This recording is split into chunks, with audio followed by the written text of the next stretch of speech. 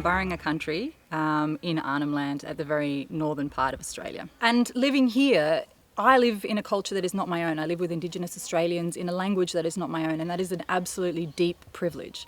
And being able to then pick up the phone and be able to speak to people in the middle of New York or LA or Paris and have those two worlds somewhat seamlessly interlinked as an artist is something that's just kind of, magical and beyond a reality that could have happened even just a few years ago.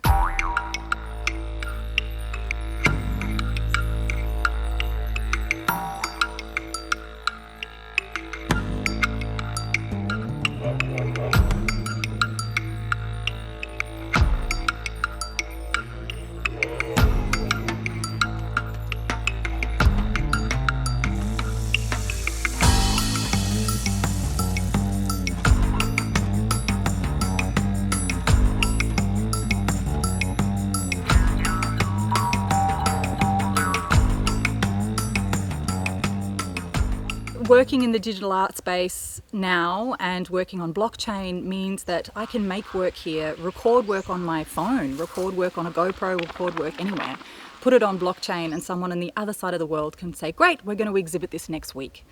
Coming from the traditional art world where we dealt with boxes and shipping and DHL labels and packing and things exploding in transit, the beauty of being able to send digital files in this way would not have happened. I wouldn't be able to make environmental work in Bullman and have it exhibited in Paris a week later. It's absolutely impossible.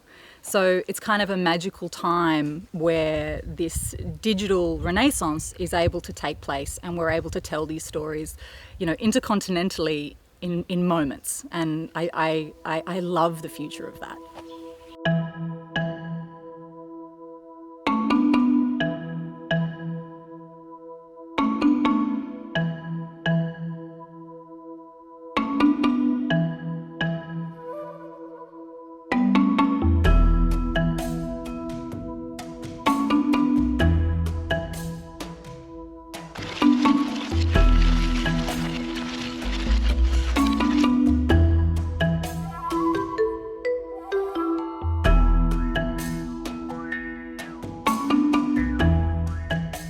So much of my work is about disconnection, particularly in urban centres, and how humans are, as time goes on, becoming more and more living in metropolises away from the wilderness and the wild places. And there's a whole rewilding world happening, and the understanding of what the preciousness of wilderness is.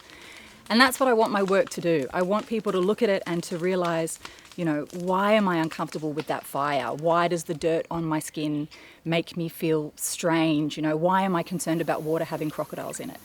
And to really confront people with this idea of what it is to live in the really deeply wild places. And to have this work exhibited in Paris is so wonderful because it's such a concrete jungle of, thriving Western history, and then we have this environmental work that's literally burning a lot of that to the ground. And I love the juxtaposition of those two things, particularly in places like train stations, which are so cold, so man-made.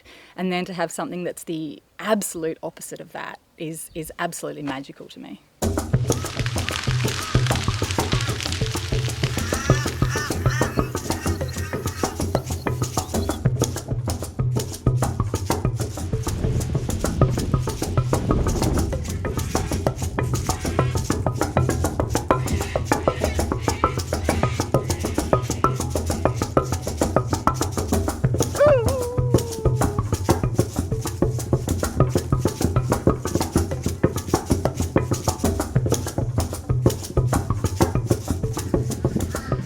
Really, I want people to reconnect with their wild places. I want them to feel the dirt under their feet and the rain on their skin, and be reminded that we are part of the environment and that we're deeply connected to it, and it's not separate from us.